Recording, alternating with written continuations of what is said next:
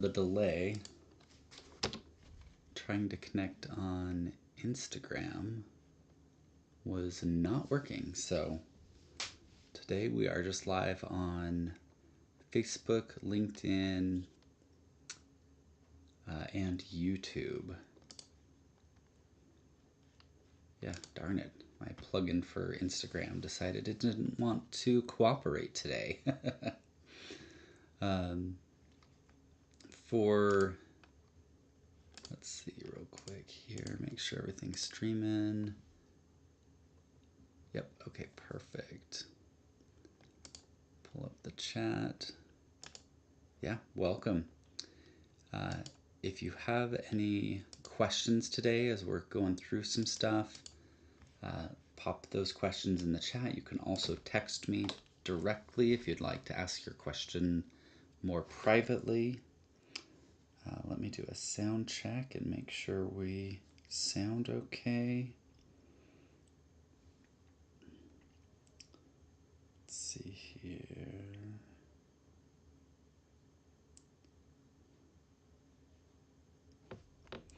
The 16th. Let's see if this is playing now.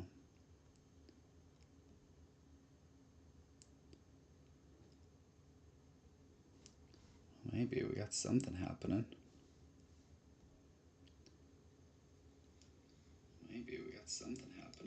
There we go. Okay, good sound check. All right. So, a couple things that I thought would be relevant to chat about today. I have a new listing up, and oftentimes people ask me, how do you go about a listing like this? And I've had a few listings like this in the past. Homes that have been, I like to use the word that essentially they've had deferred maintenance. It's kind of the nice way to say, things haven't been updated, things haven't been, things have, languished, and sometimes there's a variety of reasons, so no judgment on those situations. Sometimes there's just life circumstances that things happen. These homes often come to me in situations where folks don't have money to clean up the home, do some remodeling, put in new carpet, all those things that would make the home shine and sell for top dollar. So kind of the approach of, what do you do when you've got a home that maybe is a little bit rougher, it needs some TLC, it needs some love. One of the things we look at is ARV, which is an acronym for after repair value. The world loves acronyms. Essentially, if this home was to be fixed up, beautiful, what would that value be? If it was beautiful, if it was perfect. It's essentially running a comparison, a comps analysis.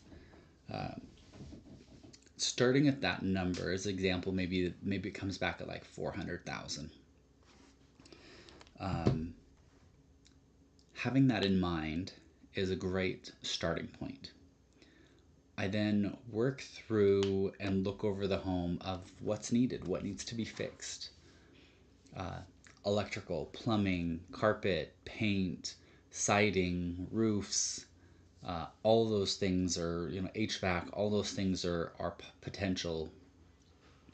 And I start putting together a list of estimated repair costs. I have a good sense of what a lot of things cost, having done a lot of repair work myself and working with clients over the years to do these repairs. I have a decent idea of how much things are going to cost. You obviously run into situations where if somebody was going to buy it and live in it and fix it up themselves, that cost is a lot smaller because they are paying themselves essentially sweat labor, sweat equity to do that work. So starting with that after repair value, how much are things that are going to cost to get it fixed up? and then adding in some sort of profit margin, because anybody who comes in and does all this work, they're likely going to want to make a profit off of it. Following those numbers down, that's usually about where I do a list price for homes like this. As we talked last time, ultimately the seller gets to decide end of day what is the number that they want to put it on the market for. But that's my recommendation. It's always interesting with homes that are in this condition because we do get tons of flippers, we get tons of investors, investing firms, all sorts of people who are looking for homes like this. They're trying to find ways to make some money. Pretty quick, anytime a home like this goes on market, I always get a handful of offers within the first couple days. They're usually pretty low. So as example, if we've gone that after repair value 400, we've said, oh, there's probably $100,000 that need to be done to the home, which I know 100,000 sounds like a lot. It can go very quickly when you're talking $10,000 for HVAC, $20,000 for a roof, $10,000 for some drywall, $50,000 for a new kitchen, $15,000 for a new bathroom. Like, that stuff adds up really fast. Coming down from 400, 100,000 for repair value, and maybe 30,000 of profit. That's usually about what flippers want to see at least. We're sitting at a listing price of around like 270. Some of those initial offers I get are sometimes like 170, 200. They're hoping that being the first offer right away, there are some situations where people are desperate to sell and they'll take those offers and great, they'll move on and be done with it. Some of the challenges that come with some of those offers are it's something called an assignable offer. Essentially, when you're going to buy a home, you put your name as the buyer. These assignable contracts will put something like to be determined or to be assigned, or they'll put a company name, and then in an addendum they'll put that the contract is assignable. They have to indicate that language because naturally the contract reads that it's not assignable. But what these investment companies are doing is they're grabbing this home, putting it under contract, and then they're going and finding a buyer for it. As part of being kind of that middleman between the listing agent, the investing firm, and then the end of the line investor, they get to make a profit. They're essentially going to sell the contract to this person and make maybe it's $5,000, maybe it's $10,000. It's always going to be different. Tons of things like that happen a lot. It's always interesting to me because the risk sometimes with offers like this, if you were to accept one, is that you're stuck on this investment company having to find somebody to buy the contract. There are many situations where they can't, and then they have to cancel the contract with you. Kind of sometimes annoying when you go under contract and kind of pull that property off the market because you've got a contract, but it doesn't actually happen, so you've got to go back on market and kind of start again. Because of that, I always list homes once we do accept a contract as a backup status, that we are still accepting backup offers. And I like to do that for my clients, even move-in ready homes, because life happens, stuff happens. You may have somebody who's got a contract with you, they have all intentions of purchasing and buying the home, they find out they get laid off. They now can't afford it. They need to save that money to live and find a new job. Life happens, but having a backup gives you a good option that if you have to pivot and go to a different contract, you're ready to go. Yeah, kind of interesting situations. Let's see, any questions coming in so far? Got all the different chat windows open.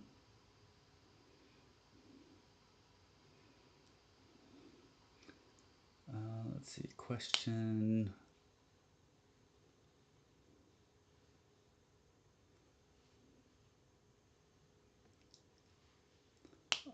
Okay, interesting. So the question is about what do you usually see as part of contracts from these investment companies? I do see the assignable piece a lot. I also see where they're offering to cover the closing costs for the seller. It usually requires using their title company or the title company that they're already connected with. But sometimes that can save $2,000 or so.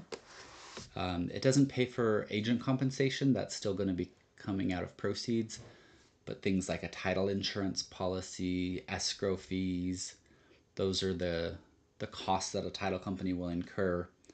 The title insurance is literally like an insurance policy to make sure that as the title moves from this person to this person, that it can stay with this person, that it's got protections, that should somebody come back later and try and claim something, the insurance would cover that and pay for that in most situations.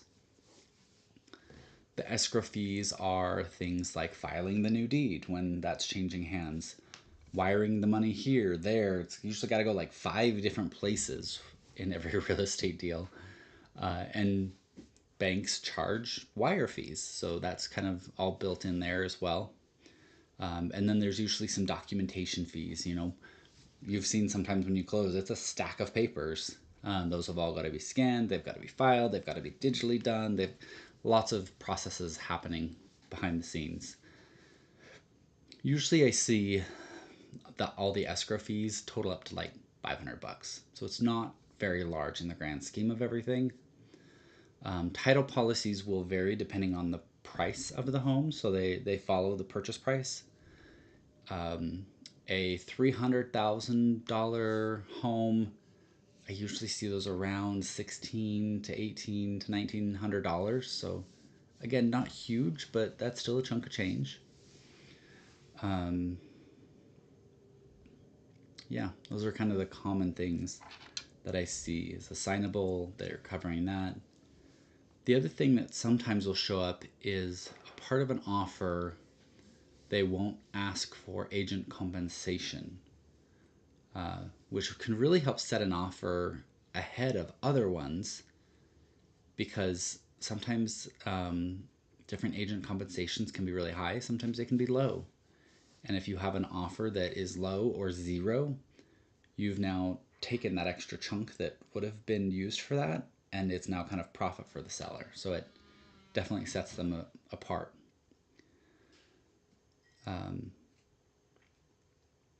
It's kind of interesting how that works. There have been some changes in real estate the last few years. There was actually even a big lawsuit. I think it even went to the Supreme Court. The sum of it was, kind of the basics of it, was that sellers didn't feel they were properly informed about how much they had to pay a buyer's agent compensation. We see this as a common practice. Sellers oftentimes will pay the buyer's agent compensation. It used to be called commission. It's now compensation.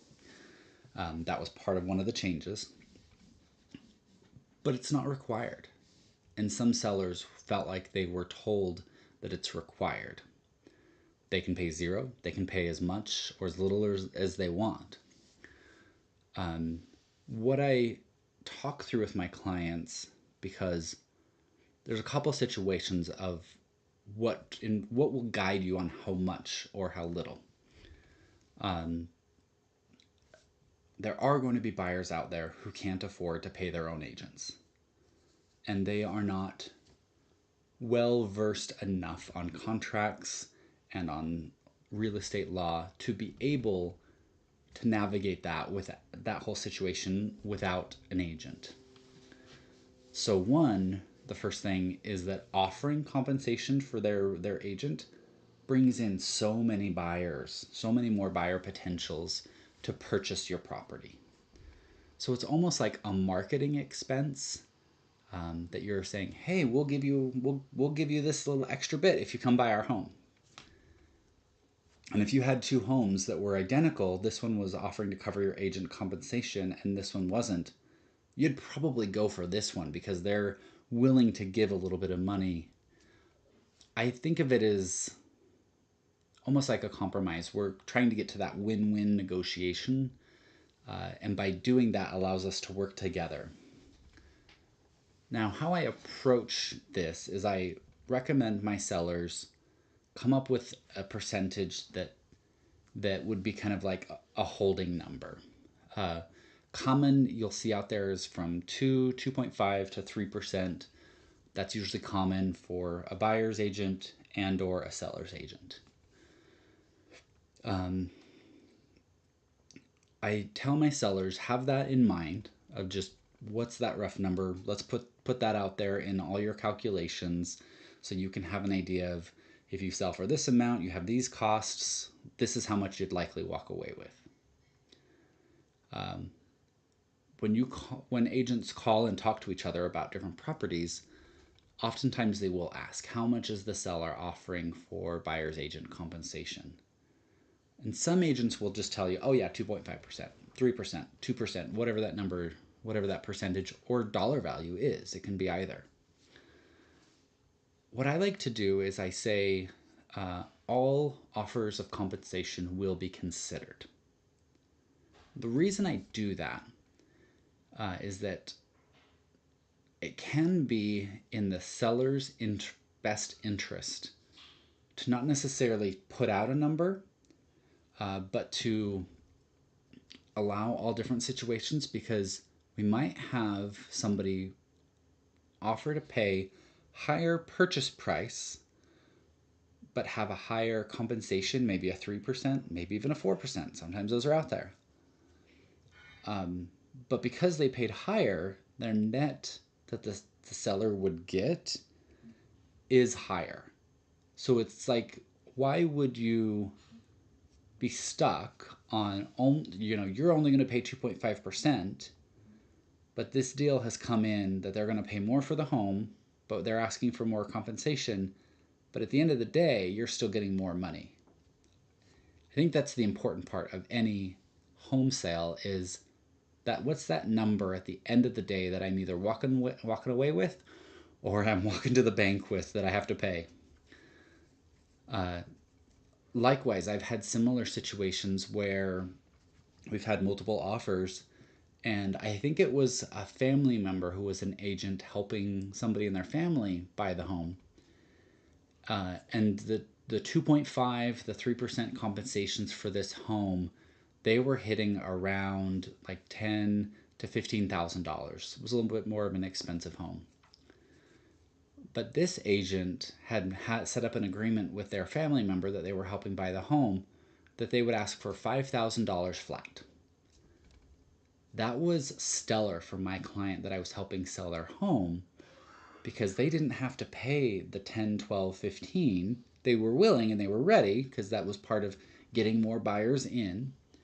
But they ultimately selected this offer, and it was hard for any of these other offers to compete, because their purchase price was, I think it was at market or a little bit higher than what we were listed for. And then they were only asking for that $5,000 back. That was huge. That totally set them aside. All these other offers would have had to come up in purchase price $7,000, $8,000, sometimes $10,000 to even be matching what that one was. That's why else I think it's important, representing a seller, to not specifically disclose, oh, we're offering 2.5%. Because this agent, we only paid them $5,000 as part of the deal. I saved my sellers money.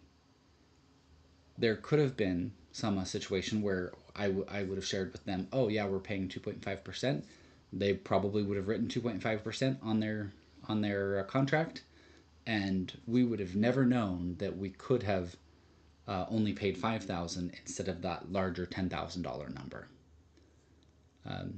That's a huge savings, and I think a little bit of strategy like that makes all the difference in the world with negotiations and helping sellers. So part of what the law that changed, that kind of got us started on all this, one is that it's now compensation, not commissions. That's not what we call it. Two is that clarity that sellers, you are not required to pay anything. There's reasons to pay, but you are not required to pay anything. Having that clear communication right away. The other part of it is that whenever I take a buyer to go see a home, I have to have a contract signed before we even walk in the door. That contract articulates how much is my compensation and what are the expectations of me as your realtor, and what are my fiduciary responsibilities, my ethical responsibilities to do this for you. That clarity of doing that right up front sets us aside, sets out some clarity so that we know what this is going to look like as we go down the road. Buyers sometimes would have that situation where they would go to put in an offer and the agent was like, well, my fee is this. And the buyers are like, well, I can't pay that. You both have kind of just wasted time now. This brings that conversation right up to the beginning of what does that compensation look like? The other part of the changes is that if you enter in a contract at 2.5, even if a property is willing to pay a 3% for a buyer's agent compensation, you cannot collect any more than what your contract says.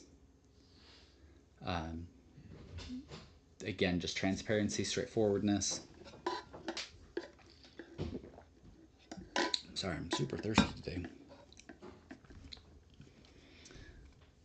Whenever I do work with a buyer, I do have that conversation right from the get-go, and we sign those documents to make sure we're abiding by the law. But part of that conversation is that commonly we see sellers oftentimes pay buyer's agents compensation. However, if they don't, me and the buyer are going to have to figure out how that compensation needs to be paid. Sometimes we'll end up in the middle, that the seller's willing to pay 1.5, but on my agreement it's 2.5. So me and this buyer have to figure out that extra 1%. Where is that coming from? What does that look like? Lots of options to make things work. Lots of flexibility. I'm a big proponent of that. The other part that I will share about these contracts is that it is locking you into that agent. However, these contracts are built to be flexible. Especially, you and I, maybe we've never worked together. We don't know each other very well. We kind of want to test the waters a little bit, make sure that this is going to be a good working relationship. These contracts can be listed for any amount of time. They can also be listed for any amount of geography or distance. So usually the most broad contracts when somebody's trying to find a home is we will do maybe like 6 months and we'll list Salt Lake County, Utah County, Davis County. Any of those homes in those areas we can go look at, and it's assumed that any of those homes that we look at, that you buy, I would be the one to represent you, and I would earn that compensation. But these can be as specific as that address for that day. So it allows you to kind of test the waters. Hey, how's this working? You see a home together. Okay, do we want to go to the next one? Okay, let's sign this address for this day. Okay, great. Once that comfort is built, then yeah, we can definitely do it for longer term, wider geographies, to save on paperwork. But The important part isn't the paperwork. The important part is feeling comfortable and working together, having a good working relationship. I'm a big proponent of I want to work with people who want to work with me. And if down the road we find that it's not working, let me know. Let me find you somebody else to work with. Let me connect you to a different agent. Let's make sure that what you need is getting taken care of properly.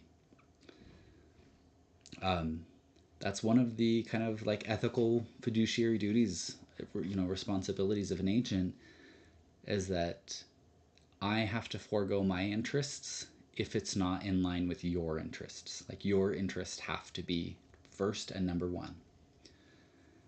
So if we need to do some changes on a deal that makes it so that I get less compensation, that's what we got to do.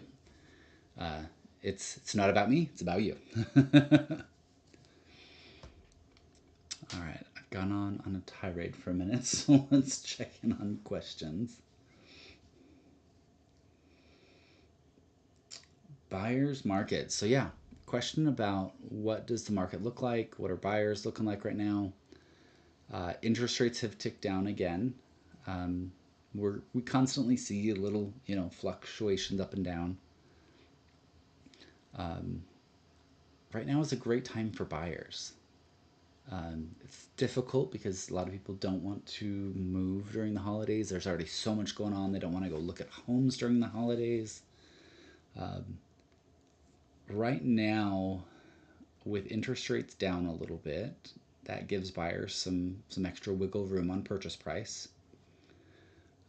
Because the market has been a little slower, homes are sitting on the market for sometimes 60 to 90 days. And most sellers, when they get to that like 30-day window, they start to get the itch of like, I just want this, I just want it sold, I just want it gone. We're used to that time frame in Utah that pretty quick stuff gets under contract, and then about 30 days it gets wrapped up and you're on your way. So when it sits for longer, people start getting nervous. Kind of just the psychology of it. So if we find a home that's been on the market for 30 to 60 days, likely they have already taken some price reductions to help increase the attention to the home. But they're also usually open to either a lower purchase price or asking for some commission, or not commission, some closing cost concessions, maybe some repairs to be done on the home.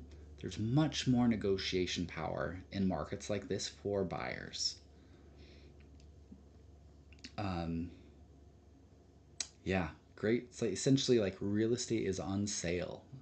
Think of it that way. So, would you rather buy on sale or would you rather pay full price?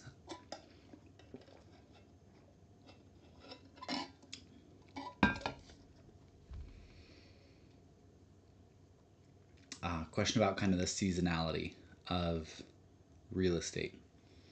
So, oftentimes, the busy time of real estate starts like the end of March.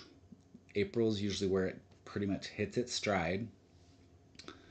We see through June, usually slows down a little bit in July and August, but then picks back up August, September, October, and then November dies back down. Now, that timing matches a lot of school schedules. Usually, you've got the school year wraps up around May. So, backing 30 days into that is why that April March timeframe is where it starts picking up, because people can get under contract in a home but then not actually have to move until school's over. So when they've got kids changing districts, college kids even, your time and attention is usually focused on your studies, so you don't want to add packing and moving during that time frame. And then same for the fall. People also want to move when it's warm, when it's decent weather outside. So when it's snowing and cold, not much is happening, which is right now. Now, if you're not tied to those those are great times to buy. Yeah. If you can wait to sell your home, those prime times are great times to sell. List your home late March, early April. I actually have a client that's something we're doing right now. Actually, I think I have two of them that are that situation. One was we had a tenant that was going to be moving out, I think, end of October, and we kept watching the sales in this complex because it's in an HOA, and there was a home literally right next door that had sat on the market for like 3 months, and this was September, I think. So just super slow, not moving anywhere, and we kept seeing that price drop down. And we had a conversation about, you know, you're looking to get this price out of it. If you put it on right now, that's probably the same situation we're going to end up in. Sure, there's some other things we can do to make sure it shines, do as best we can, but at the end of the day, sometimes the market just is what it is, and all of our valiant efforts won't make a difference. So we're actually waiting until March to relist that one. Well, to list it at all. That way we can be kind of in that peak buying season. The risk, of course, is waiting that long. There's a lot of political uncertainty. There's a lot of craziness happening. There's risk of recession a lot of people are talking about. So there's a risk that housing could slow down even worse in March, depending. So we just got to play it by ear. I have another client. Yeah, they are looking at moving to a different area. There's some things that are they're kind of they're over here on the west side, so there's a lot of kind of open space around them. But there's some things being built across the street that are going to be big, loud, noisy, and they don't want to live by that anymore. So they're wanting to move and get out ahead. But yeah, they don't want to move in the winter. They're the kind of folks that like they're willing to hop in their RV and, you know, hop in somebody's driveway for a couple months or something while they're figuring that out. But they don't want to do that in the winter. I wouldn't either. So same, we'll probably be waiting until March or April and then popping that home on the market. Let's see, what other questions do we have? We've got like different chat windows everywhere.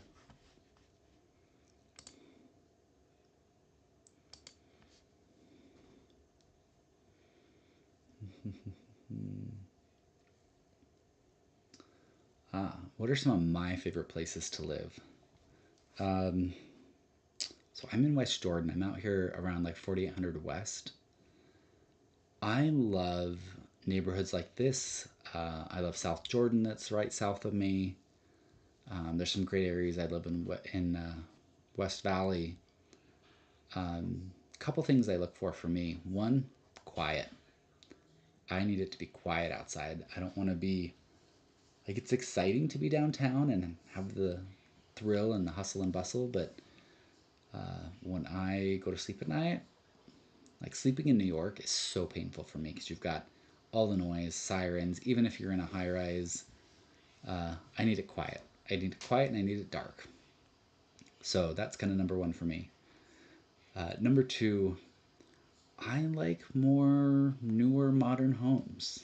The one I'm in is built in 96, so still feels like a little old, but compared to a lot of those sugar house bungalows that were built in 1901 or 1950, I love closets. A lot of those homes don't have closets. I love walls that have insulation in them, you know, more energy efficient homes. I like the style and look of the newer homes. So a lot of these areas here on the west side have a lot of that and have newer construction. I would love to live. I just hate where it's at. Like Saratoga Springs. Like I'd love to be closer to water. I have a paddle board and I feel like I never get to use it. I used to have a boat. Um, just a good connection to outdoors. Like West Jordan's got some great parks, but we don't have any waterways. And although Daybreak has the lakes, sure, those are okay, but they get that toxic algae in the summer. They get pretty warm and kind of slimy, and I don't know. I would rather have a fresh, clean lake to live next to. So yeah, Saratoga Springs, I would love that. A lot of people may say ooh gross to Utah Lake, but it's just that it's muddy. It's just silty. That fine, fine, dusty mud. That's what's in the water and gets churned up all the time. Um, there are areas that do get the toxic algae in Utah Lake. Because, fun fact, if you don't know, the deepest spot of Utah Lake is like 20 feet deep. That's it. You see how like massively wide it is? It's super shallow. There are many times, well, not many times, there was at least a handful of times that as I was like boating around on Utah Lake, we would stop to, get out and play in the water or something. And I would jump out of the boat into the water and then stand up and realized, oh, I hope my boat isn't like stuck in the mud now.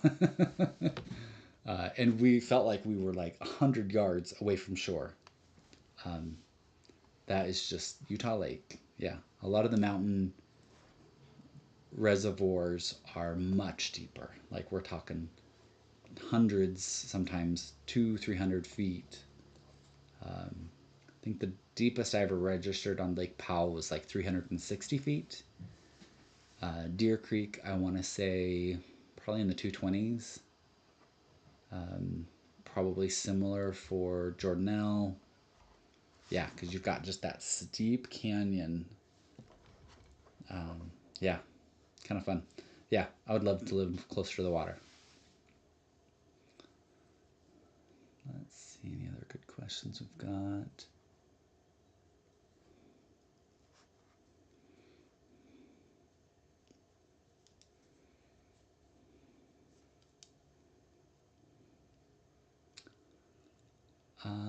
Okay, kind of a question. Want to know a little bit more about me.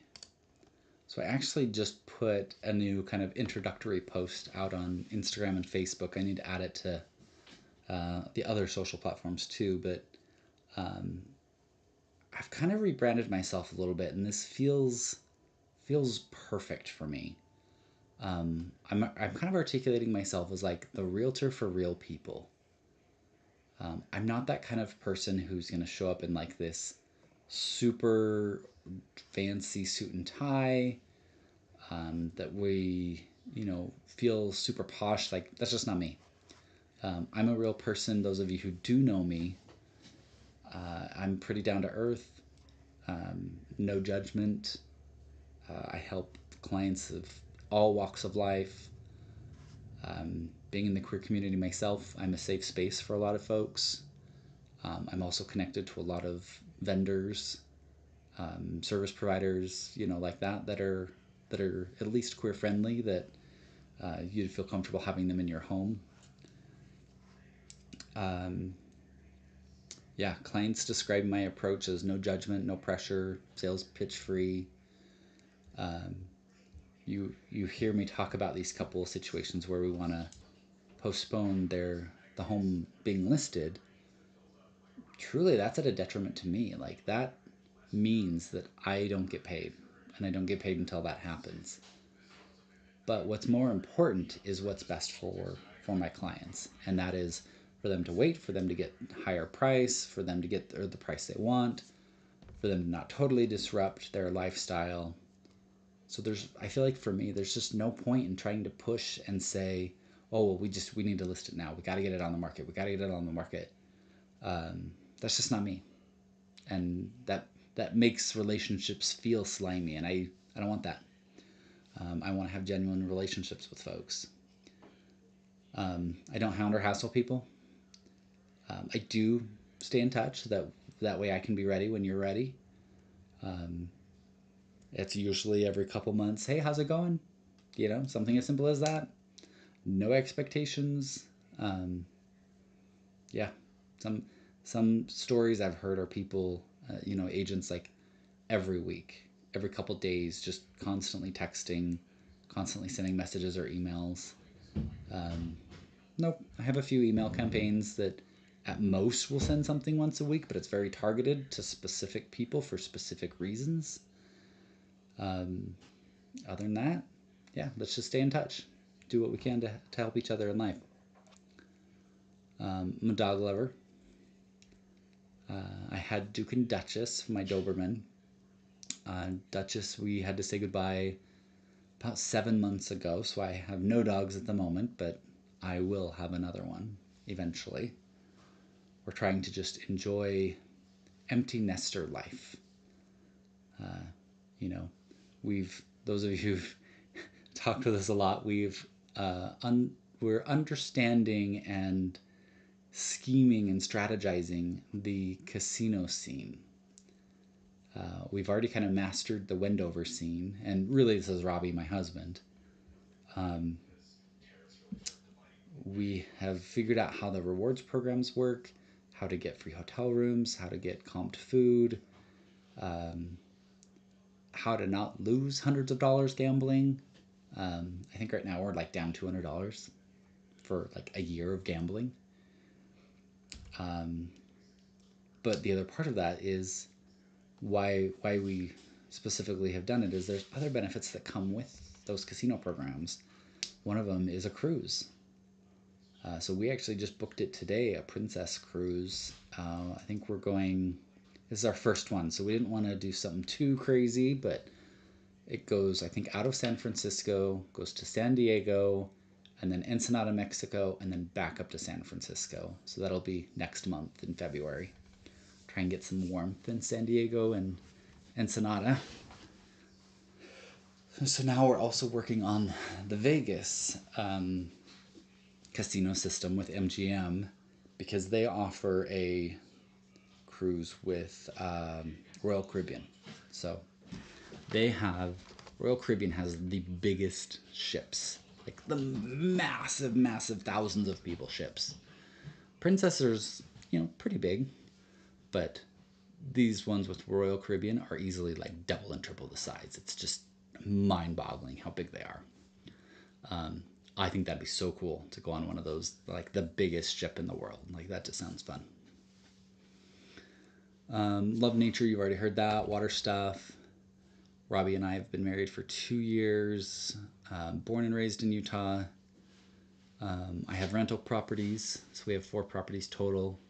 We rent out our basement where we're at, and then rent out the full home on the other ones. Star Trek and Pokemon nerd. Sci-fi anything. Space anything. Love all of it. Some of the like intrinsic values that I get and that I really enjoy out of real estate. One is like helping people gain wealth. And that sounds like much more complicated than it is. Simply buying a home and letting that equity grow over time, that gets so much equity and is sometimes the one thing that makes a huge difference in people's lives to be able to like get ahead financially. So love working with first time home buyers. I also love it because since I've bought and sold a few homes myself, I can share my experiences. Having done remodel work, I like to help look for things that could potentially be an issue or a cost that, especially as a first time home buyer, you'd probably have no clue about. Um, what else?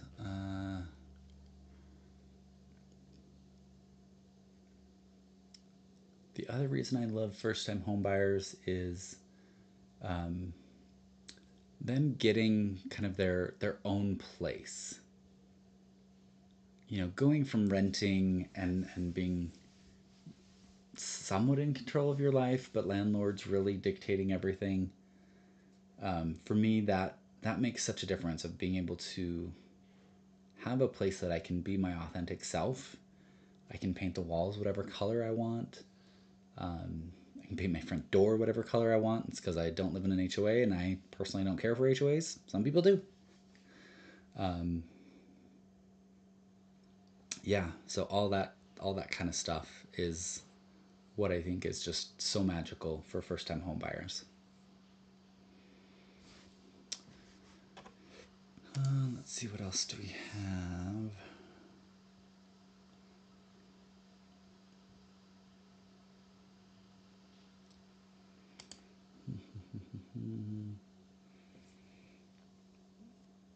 Hiking, yep, that is another favorite of mine. It's winter, so I'm hibernating a bit, but my feet are feeling okay.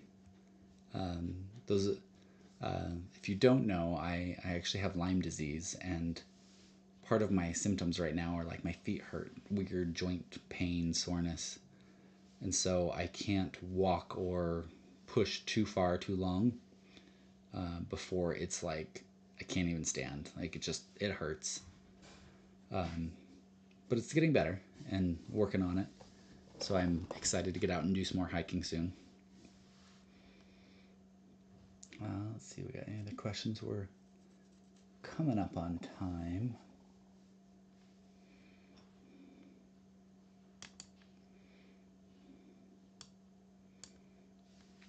Oh, okay. So I had the same question actually the other day from a family member. They were looking at a mobile home, which are great. These are great, like kind of starter homes. When they're $100,000, that is great to get into and like start building something. The challenge with mobile homes is twofold. One, oftentimes mobile homes do not include the land that they are sitting on. The land is like an HOA. It's a rented space. One, you have an HOA fee, and this one I looked at for a family member the other day was $1,099 a month. Like, that's a crazy high HOA fee, but it's essentially covering the rent of that land. So it's not totally unheard of with mobile homes, but when you add that to the purchase price, it's now like unaffordable again. Number two is the loan type. There's only a few lenders across the country who will lend to mobile homes. You do get a few more options when the mobile home does own the land that it's on, that's part of the real estate. You'll also see manufactured homes. Those are very similar to mobile homes, but they just don't have the wheels. A lot of the other stuff is literally identical. Those will often own the land on it as well. So those are kind of a couple ways to kind of get better loan terms, better options for loans, and not have to pay $1,000 of an HOA fee.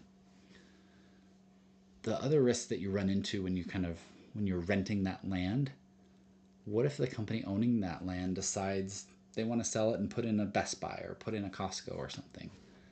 You got to move your home because you're only renting that land. I've never moved a mobile home myself. I imagine it takes a big truck to pull that thing, and you probably have to buy new tires because it's sat for 10 years, and I'm sure the tires are rotted out. That uncertainty and that lack of control, not for me. Again, great starter homes, great options. There's a lot of reasons to buy them. But for me, I want to feel more stable and more concrete in my space, my land, my home. Yeah. Let's see here. Any other questions?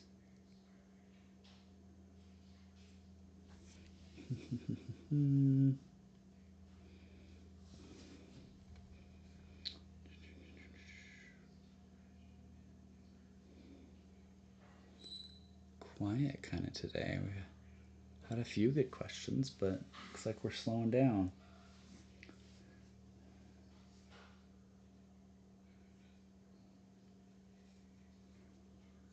Okay.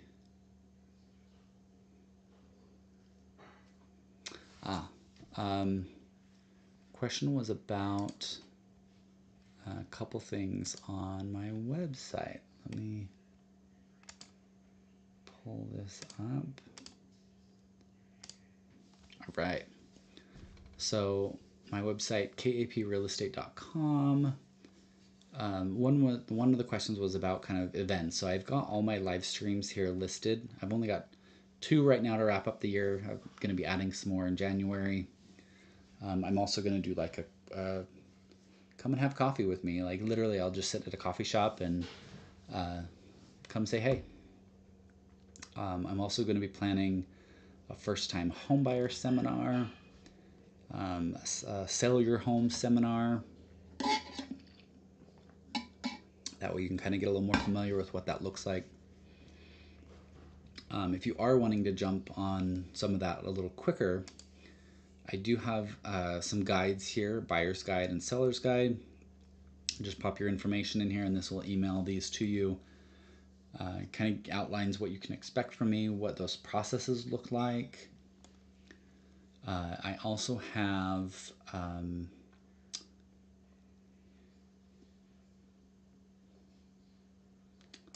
under book, it's also on my homepage. If you want to talk with me one-on-one, let's set some time and have a discussion of what specifically things look like for you. Any questions, anything that's on your mind real estate wise. I call it kind of virtual coffee, virtual tea. I'm also going to be adding to my blog here soon. I've got a few things on here. Come on, maybe. There we go. This was from Pride Month. Buying a home in Utah, what do you need to know to prepare? How to select a realtor. Check your home for radon. Check your home for radon. My rental property story, so you can see some fun photos in there of some moldy grossness that I bought. Fiduciary duties of a realtor, kind of like what are the rules of the road. Yeah, good stuff to check out. There's also market statistics. So if there's a specific county you're looking to maybe buy or sell, what's that question of like, what's the market like? So each page has some listings that are relevant just to give you an idea of like what the homes look like in those areas. But then further down, you see how quick homes are selling. Right now in Salt Lake County, 60 days on market. That's how long is the average. How many listings do we have? So right now we're at 2,800. Little lower. We see earlier this year we were at 33 and 34, but we're still higher than we were at the first of the year and the end of last year. Yeah, 2,805. This is why it's a buyer's market. Is there's a lot of homes out there, not a ton of buyers. And then median list price. So you can expect to pay $559 for a median priced home. They obviously go way up from there, and there's definitely some that are lower than that. That's just kind of your median price. You also have properties. So these are some that I specifically have listed as well. My brokerage has listed, so just gives a good variety. Central Provo Bungalow. This Virginia Street Bungalow is so pretty.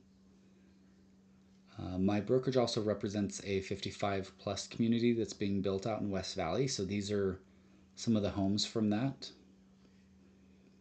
And then we've got some homes that are under backup, so they'll accept backup offers. And then some sold ones, yeah. Okay, well, I think we are at time. Thank you for joining. If you have any questions, shoot them on over. But if not, probably won't speak to you until our next one on January 2nd. Taking a little time off for myself, so enjoy the holidays, enjoy your celebrations, and we'll see you in the new year.